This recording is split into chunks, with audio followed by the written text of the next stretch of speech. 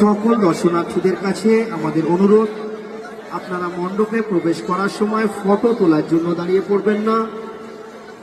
আপনারা ধীরে ধীরে মণ্ডপে প্রবেশ করুন, নিজে প্রতিমা দর্শন করুন, অন্যকে প্রতিমা দর্শন করতে সাহায্য করুন।